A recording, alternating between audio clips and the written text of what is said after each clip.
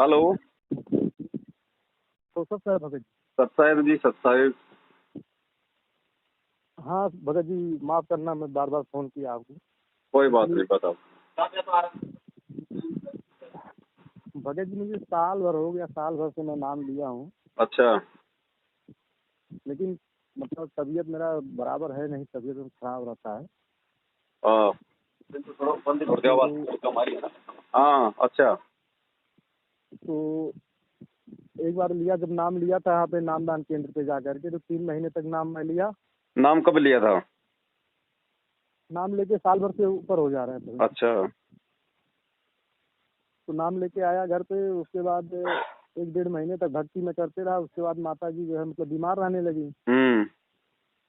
तो घर वाले सब बोलने लगे नाम ले लिए जो है, और तब से आए तब से माता जी बीमार रहती हैं। मैं बोला माता ठीक हो जाएंगी माता जी। अच्छा। लेकिन भक्ति में करते रहा, 3 महीने तक किया और उसमें माता जी एक्सपायर हो गई। तो फिर नाम मेरा खंडित हो गया उसी में। तो 2-3 महीने मतलब मैंने नाम भक्ति करना छोड़ दिया था जी। तो फिर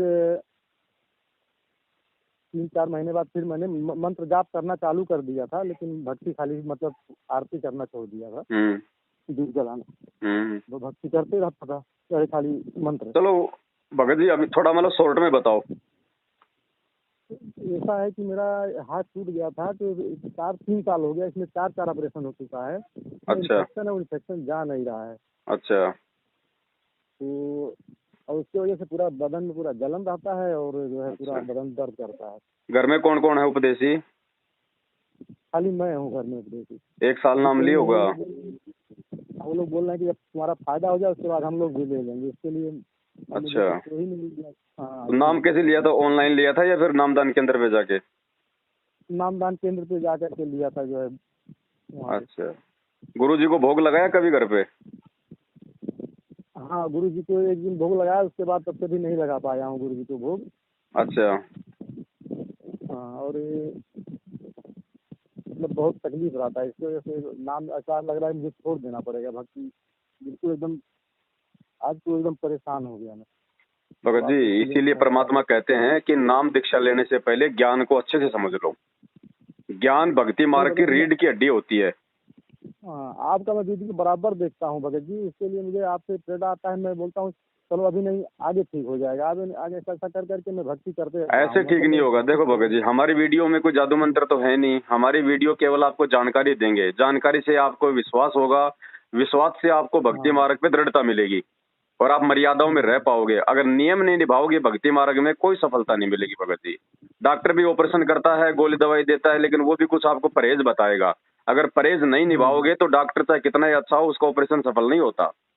तो यही भगत जी भक्ति मार्ग है। भक्ति तो सभी कर रहे हैं, लेकिन भक्ति के कुछ नियम हैं जो लोगों को मालूम ही नहीं है। अब अंडे भी खा रहे हैं, मांस भी खा रहे हैं, उल्टे सीधे काम भी कर रहे हैं, चोरी जारी झूठ छल कपट मार धाड़ धक्का मुक्की भी कर रहे हैं, मतलब अपनी भक्ति भी कर रहे हैं। तो उससे भक्ति सफल नहीं होगी। हर देवी देवता की एक मर्यादा है।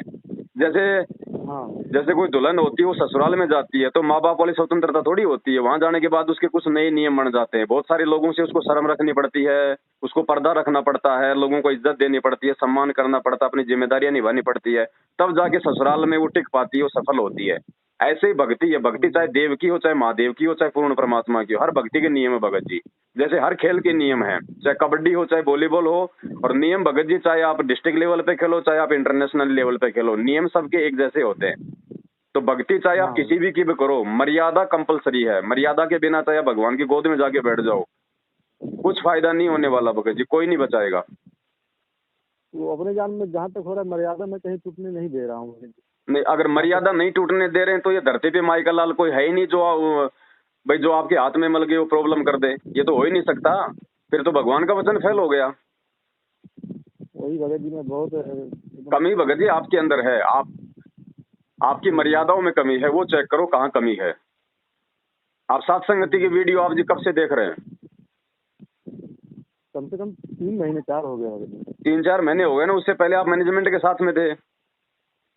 नहीं, मैं था नहीं साथ में, खाली उनसे नाम लिया था एक बार, उसके बाद दोबारा नहीं गया हूँ। नहीं गए ना। लेकिन उसके बाद जो मर्यादा जो बताई है परमात्मा ने, क्या आपने सारी मर्यादा निभाई है?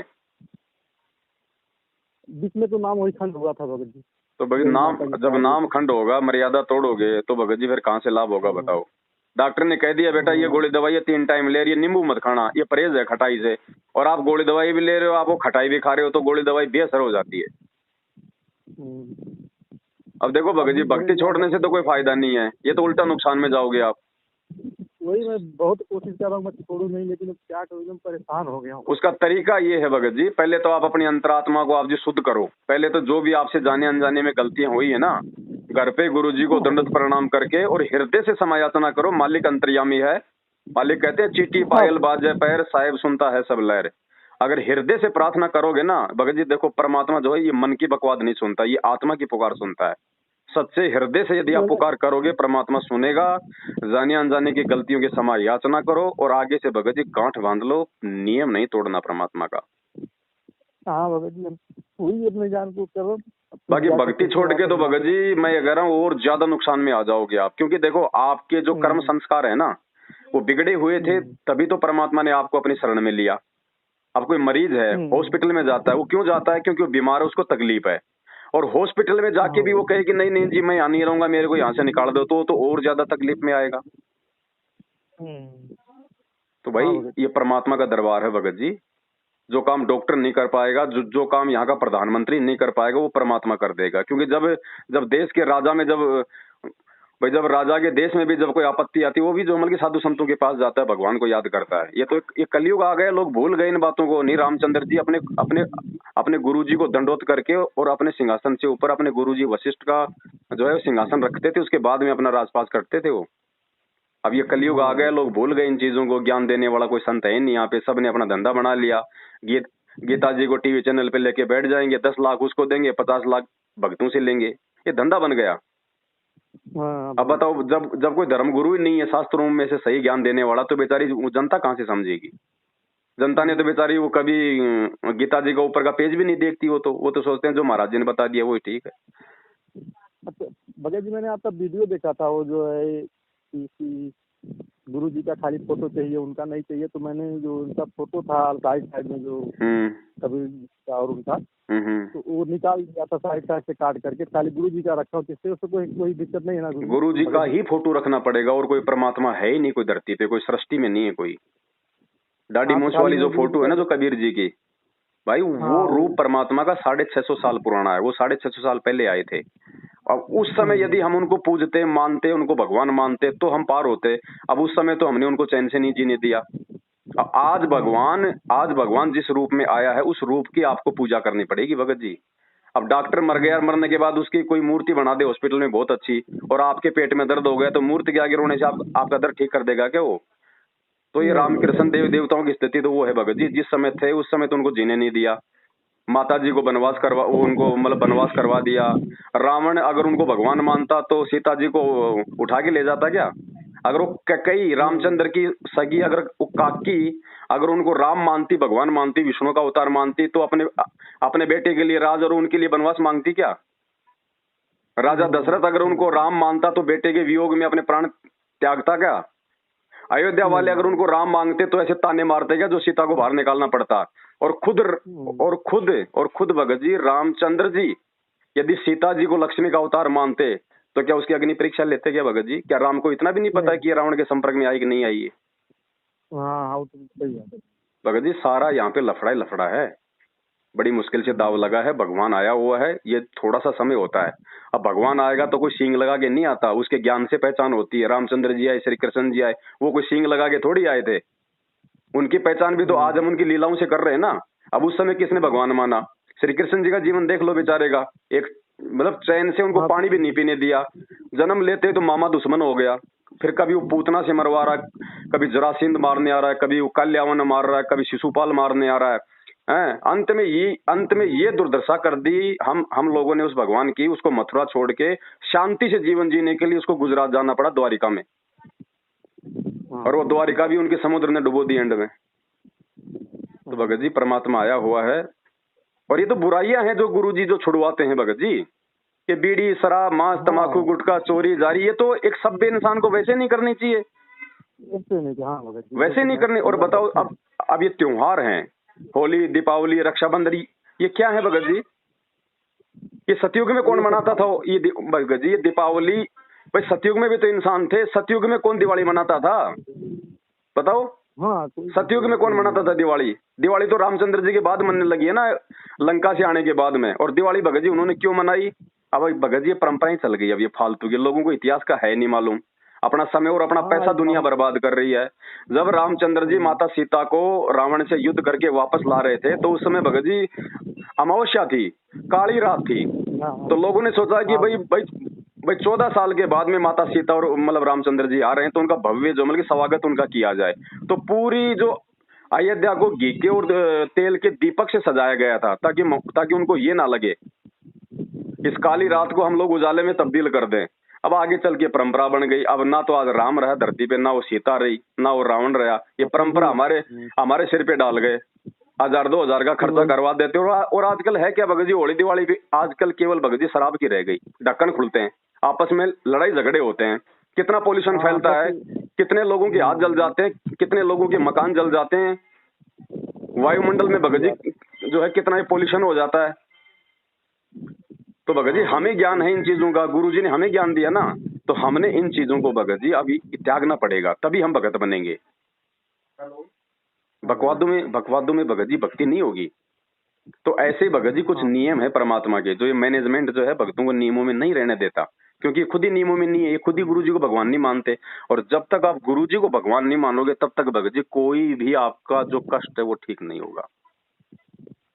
गुरु जी क्या कहते हैं, जिन भक्तों का ये भोग लग जावे उनके तीनों ताप नसावें। जिस घर में सतगुरु रामपाल जी भगवान को भोग लगना शुरू हो जाएगा भगत जी, उस भगत के सारे संकट कटने शुरू हो जाएंगे। अब आज से पहले तो हमें ये नहीं पता था कि भाई कौन है भगवान। 33 करोड़ देवी देवता है भगत जी। अब बताओ, अगर भगत जी अगर आत्मा एक है तो उसका पति भी एक ही होगा ना, परमात्मा भी एक ही होगा अगर आत्मा अगर एक है तो। और ये आत्मा अगर 33 करोड़ अगर ये कसम कर लेगी, अरे घर में भगत जी मान लीजिए भाई कोई बहू है और वो अगर अपने 2 यार बना ले तो क्या उसकी इज्जत रहेगी क्या उस घर में? क्या वो पति उसको प्यार देगा जब उसको मालूम पड़ जाएगा? तो आत्मा का भी एक ही पति है। अब इसने बिना ज्ञान के इसने 33 कसम कर लिए, सोमवार को शंकर पूज लिया, मंगलवार को हनुमान पूज लिया, बुधवार को इसने गणेश पूज लिया। ये पतिव्रता आत्मा कहाँ रह गई? और ये हमारे धर्मगुरु नकली, जिनको 2 धेले का ज्ञान नहीं, हमारे को वो देवी देवता पूजवा दिए जिनको रावण ने जिनको अपनी जेल में डाल रखा था। तो भगत जी परमात्मा आया हुआ है बड़े भाई, थोड़ा विचार करो, समझो, ये मौका बार बार नहीं मिलेगा। एक बार समय हाथ से निकल गया ना, परमात्मा कहते हैं मानव जन्म दुर्लभ है, ये मिले ना बारंबार। जैसे पेड़ से पत्ता टूट गया वापस नहीं लगता डार। 84 लाख योनियां भोगने के बाद में ये मानव शरीर मिलता भगत जी। और इस मानव शरीर की महत्वता केवल परमात्मा की भक्ति करके यहाँ से पीछा छुड़वाना है। ये समाज, ये रिश्तेदार, ये भाई बंधु, ये बेटा बेटी, ये 4 दिन के हैं, कल को मर जाओगे, भक्ति नहीं की 84 लाख योनियों में जाओगे, फिर वो समाज कोई काम नहीं आएगा, कोई काम नहीं आएगा। वो समाज फूक फाक के 10-12 दिन रो पीट के लुगाई तो अपना दूसरा कसम कर लेगी, बेटा बेटी अपने काम धंधे में लग जाएंगे, 2 महीने बाद में त्योहार आया फिर अपने पटाखे फोड़ने लग जाएंगे। बस इतना ही प्यार है क्या? तो काहे का दुनिया है ये, काहे का झंझट है ये?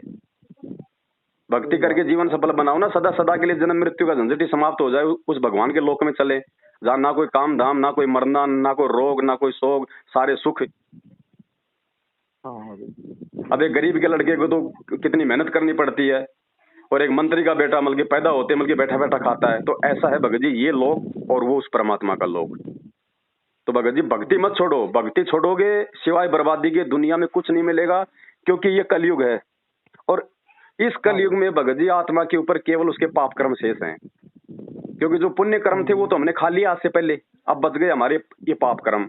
अब इस कलयुग में ये पाप कर्म हमारे को दुखी करेंगे, चाहे वो बीमारी के रूप में आओ, चाहे वो किसी एक्सीडेंट के रूप में आओ, चाहे किसी और चीज के रूप में आओ। और भगत जी अब ये शरीर के रोग नहीं है, अगर शरीर का रोग हो तो डॉक्टर काट देगा, लेकिन आत्मा का रोग, ये कर्मों के रोग, ये केवल भगवान काट सकता है, इस धरती पे कोई इंसान नहीं काट सकता। और थोड़ा सा जीवन बच रहा भगत जी, थोड़ा सा जीवन है, बाद में क्या कर लोगे? जब यहाँ से जब शरीर छूट जाएगा फिर क्या होगा भाई? फिर कहाँ जाओगे? कोई ठिकाना है? हम किसी शहर में जाते हैं, हम लोग 4 दिन पहले अपनी तैयारी कर लेते हैं, कहाँ रहूंगा मैं, कहाँ पे खाऊंगा। और ये शरीर छूटने को जा रहा है, हमारे को टेंशन ही नहीं है कि बाद में कहाँ जाऊंगा, कौन सी योनि में जाऊंगा, कहाँ पे मैं भटकूंगा। तो जो महापुरुष होते हैं, जो संत होते हैं, वो भगत जी यही जानकारी देने के लिए आते हैं। और ये जानकारी केवल मानव शरीर में ही हम लोग जान सकते हैं। नहीं, कुत्ते को क्या पता राम क्या, श्री कृष्ण क्या, भक्ति क्या? भगत जी बताओ, इंसान को क्यों पता है? क्योंकि मानव शरीर केवल परमात्मा की भक्ति करने के लिए मिलता है। तो सबसे पहले तो भगत जी हमारे को परमात्मा की पहचान नहीं थी आज से पहले। हाँ बिल्कुल, कोई नहीं जानता। किसी ने ब्रह्मा जी को भगवान बता दिया, किसी ने विष्णु जी को बता दिया, किसी ने हनुमान जी को बता दिया कि बताओ, आत्मा एक है, उसका पति भी एक ही होना चाहिए, तब भी वो भक्ति का लाभ मिलता। नहीं तो भक्ति तो भगत जी पूरी दुनिया कर रही है। हर कोई आदमी किसी न किसी देव महादेव को तो आज मतलब पूज ही रहा ना, फिर भी कोई लोग सुखी नहीं है। आंखों के सामने बेटा मर जाता है, बेटी मर जाती है, काम धंधे में उसके नुकसान हो जाता है, शरीर में उसके रोग आ जाता है। भगवान की भक्ति करते करते अगर रोग आ गया, ये मालिक के नियम है। जब आप इस भक्ति पे लग जाओगे ना, माँ बाप से पहले उसके बेटा बेटी नहीं मर सकते, औरत कभी विधवा नहीं हो सकती। अगर आप मर्यादा में रह के यदि आप भक्ति करोगे तो आपके घर में कभी कोई अमंगल नहीं आ सकता, और बुढ़ापे में आपके कोई रोग नहीं हो सकता, और परमात्मा यूं रखेगा अपनी पलकों पे। भगत जी आवश्यकता क्या वरना फिर भक्ति की, बताओ। लेकिन ये कलयुग है भगत जी, इस काल भगवान ने हमारे को इतना विचलित कर दिया, इतने ये मंदिर मस्जिद देवी देवता हमारे ये पुजवा दिए, जो ना तो अब बताओ हम इन देवी देवताओं को हम पूजते हैं। भगत जी रावण ने 33 करोड़ देवी देवताओं को अपने जेल में डाल रखा था, हम सबको पता है। फिर भी ये नकली धर्मगुरु पंडित जिनको ज्ञान नहीं है, उन्हीं देव देवताओं को हमारी पूजा करवा रहे हैं। अरे इससे अच्छा तो रावण को पूज लो, इस देव देवताओं से बड़ा तो फिर रावण हो गया। रावण अपनी सिद्धि शक्ति से अपने बेटे मेघनाथ से देवताओं के राजा इंद्र की बेटी से शादी करके लाया था, लड़ाई करके। इंद्र अपना राज छोड़ के भाग गया जंगलों में, तो रावण बड़ा हुआ ना। रावण की भक्ति करो फिर इन देव देवताओं से। तो दुनिया ने आज तक ये नहीं जाना कि है कौन परमात्मा, है कौन भगवान। जिसने बता दिया पूज लिया। क्यों भगत जी, हमारे जो बुजुर्ग थे बेचारे वो अनपढ़ थे, ज्ञान नहीं था उनको। और गांव में जो पंडित लोग होते थे 2-4 श्लोक पढ़ लिया करते थे, सफेद कपड़े पहन लिया करते थे, उनकी प्रभुता बन जाती थी। वो खाट पे बैठता, हमारे दादा परदादा बेचारे नीचे बैठ जाते, दादाजी महाराज जी, वो जो भी ज्ञान देता हमने उसको मान लिया, क्योंकि हमें ज्ञान नहीं था। सबके घरों में उल्टी साधना।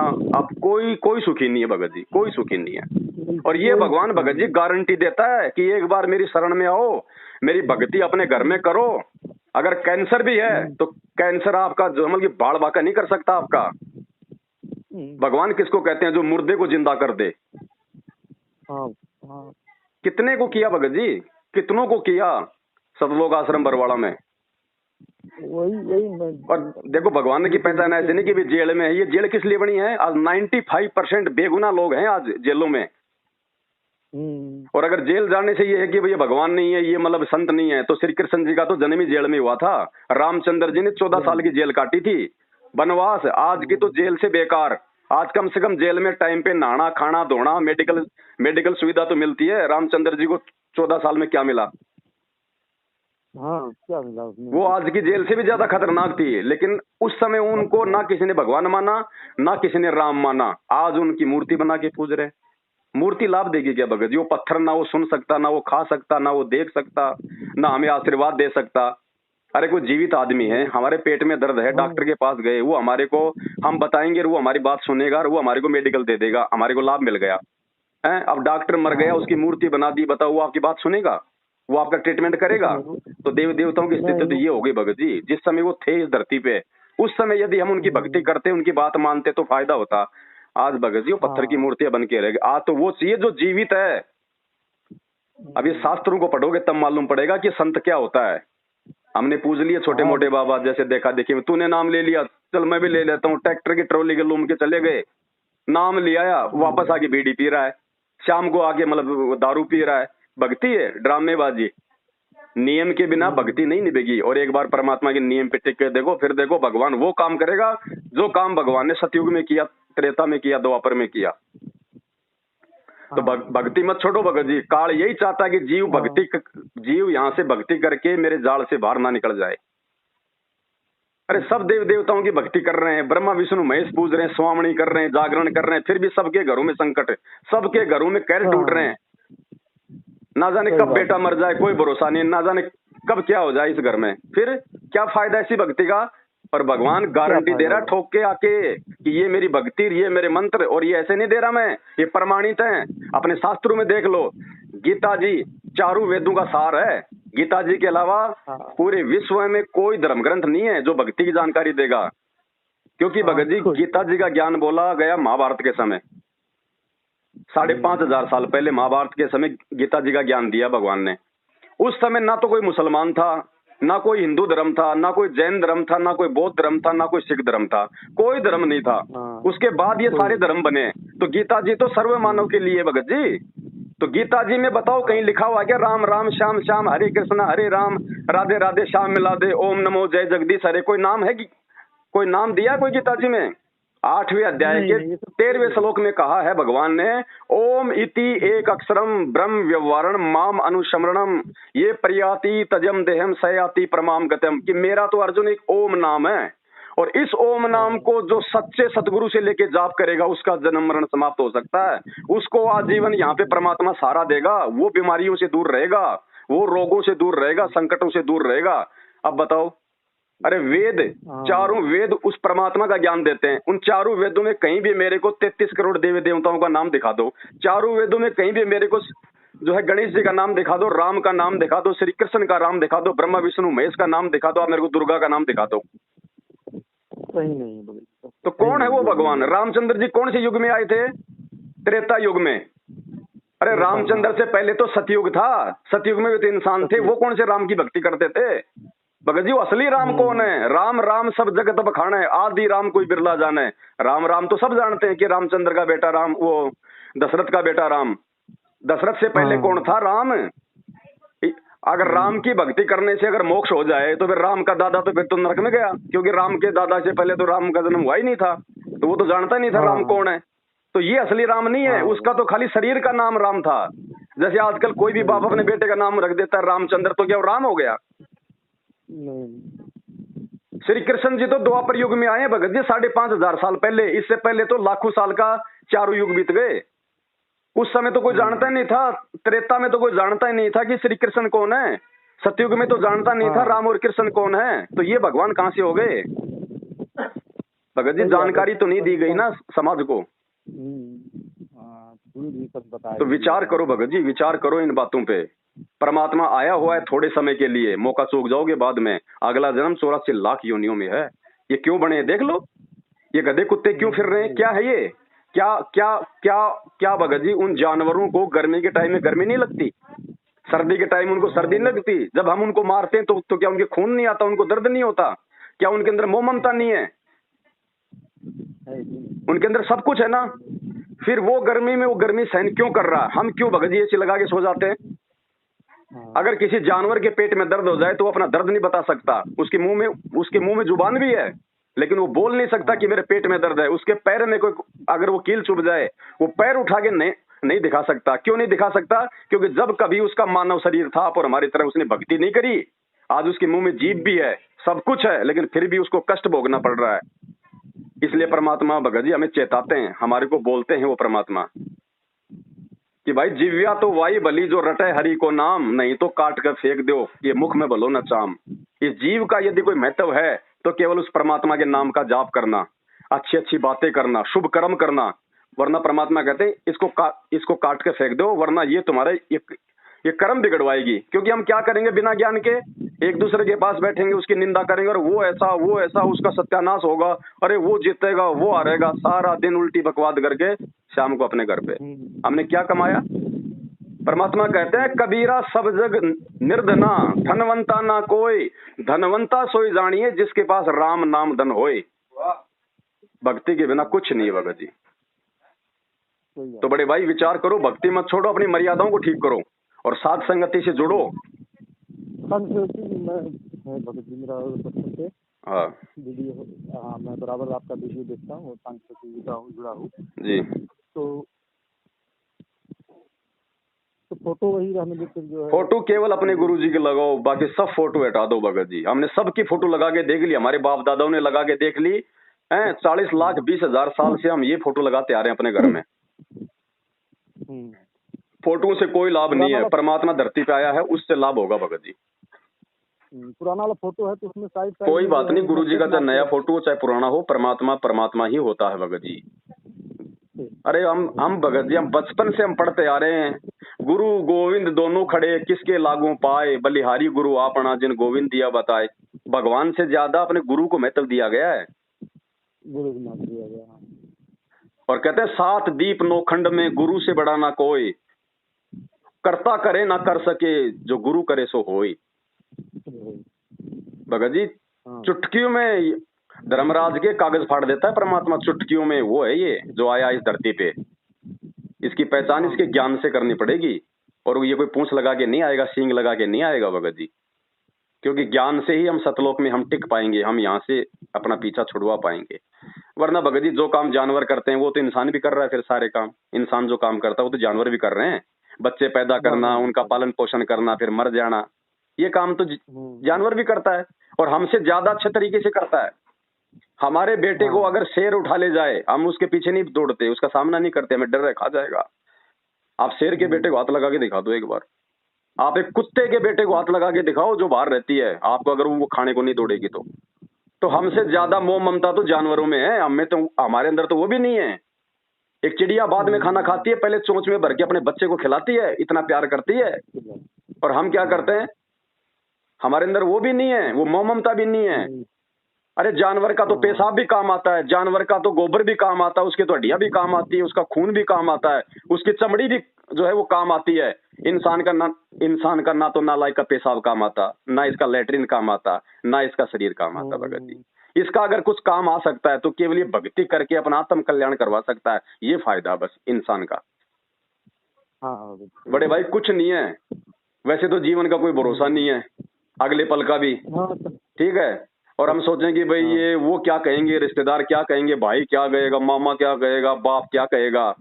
अरे कल को बाप ही नहीं रहेगा फिर, और कल को तेरे को हो गया कैंसर, मान लीजिए भगत जी, हमने तो अपने बच्चों को नहला के धुला के उनका टिफिन तैयार करके स्कूल की बस में बैठा दिया कि जा बेटा स्कूल, और रास्ते में बस हो गई एक्सीडेंट, वहां पे आप अपने बच्चे को बचा सकते हो क्या? वहां पे वो बचाता जिसकी आप जी भक्ति करते, परमात्मा अपने बच्चे का हाथ खींच के बाहर निकाल लेगा, वहां पे चोट नहीं आने देगा। उसको कहते हैं परमात्मा। आज कोई आज कोई दुर्घटना हो जाती है, 100 लोग मर जाते हैं, 2 लोग बच गए, वो 2 क्यों बचे? भले वो आज भक्ति नहीं कर रहे, लेकिन उनके पिछले जन्म की भक्ति संग्रहित है, उस भक्ति की कमाई से उसकी रक्षा हुई है। जैसे भगत जी इन्वर्टर में जब तक मतलब पावर है तब तक चाहे वो लाइट भी चली जाओ कोई दिक्कत नहीं, जब तक उसमें बैटरी में पावर है तब तक पंखा भी चलेगा, आपके सारे काम होंगे। और जब उसकी बैटरी खत्म हो जाएगी तो कुछ काम नहीं करेगा। तो जिन इंसानों को थोड़े बहुत लाभ या फायदे इन देवी देवताओं को भी पूजते पूजते हो रहे हैं ना, तो ये उनकी गलत फहमी है कि ये देवी देवताओं से लाभ मिल रहा है। नहीं, तेरी पिछले जन्म की जब तूने कभी उस परमात्मा की शरण में रह के भक्ति की थी, उससे तेरी बैटरी चार्ज है इन्वर्टर की तरह बेटा। बाकी तो लाइट तो गई हुई है, और वो कितने दिन चलेगी? अगर आगे अगर आपने चार्जर नहीं लगाया तो वो कितने दिन चलेगी बैटरी? अब देख लो, एक कलयुग आ गया, सबकी बैटरी डिस्चार्ज हो गई। तीनों युगों में सबने अपनी कमाई खा ली। ये नौकरी धंधे पैसे ऐसे थोड़ी मिलते हैं भगत जी, भक्ति कमाई जा रही है, भक्ति नष्ट होती है। अब कोई आदमी मान लो किसी को झाड़ा मार देता है और उसका पेट का दर्द ठीक हो जाता है, ऐसे थोड़ी ठीक हो गया, उसकी अपनी भक्ति कमाई जा रही है, और वो एक दिन वो खोखा हो जाएगा। अब लोग आशीर्वाद देते हैं किसी को, क्यों देते हैं आशीर्वाद?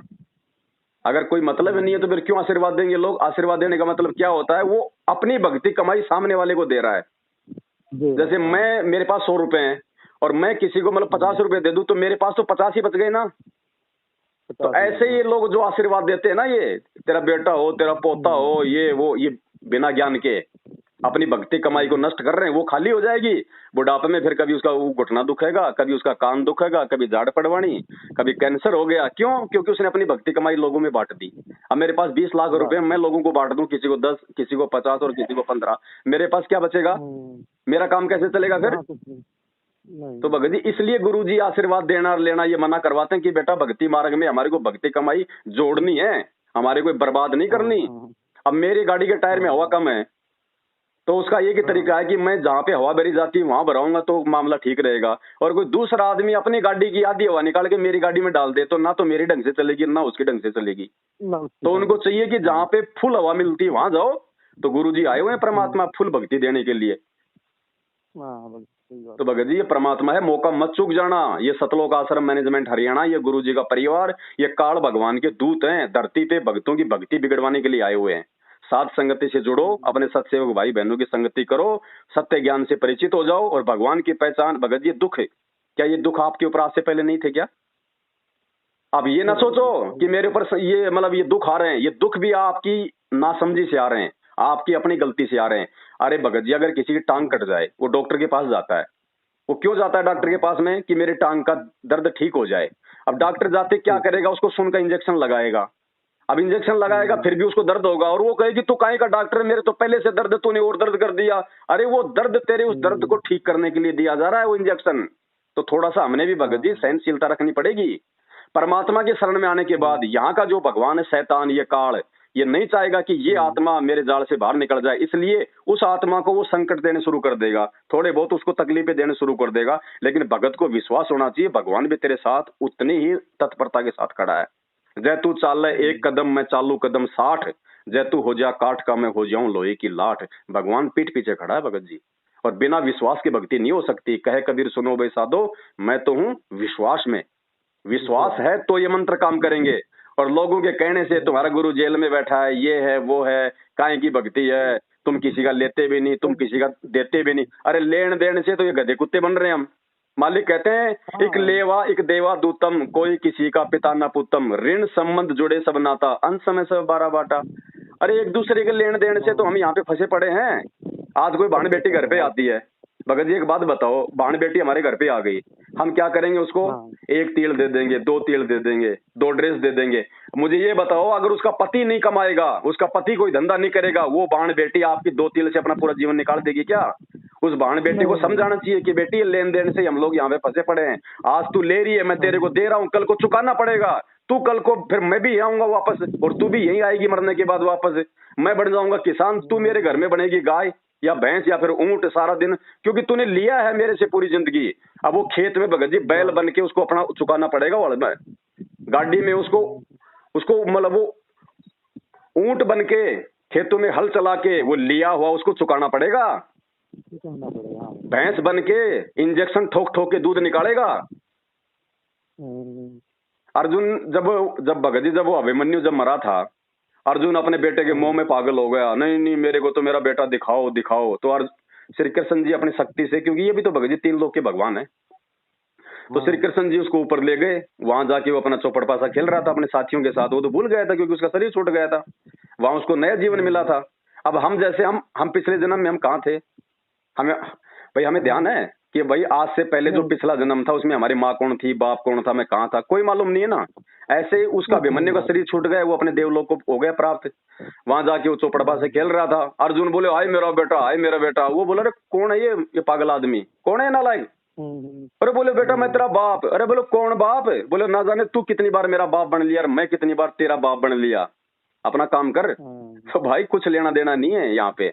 असंख्य जन्म हो चुके हमारे, कोटि जन्म तू राजा की न्या, मिटी न मन की आशा, भिक्षुक होकर दर दर घूमया, मिल्या न निर्गुण राशा। भगत जी विचार करो इन बातों पे।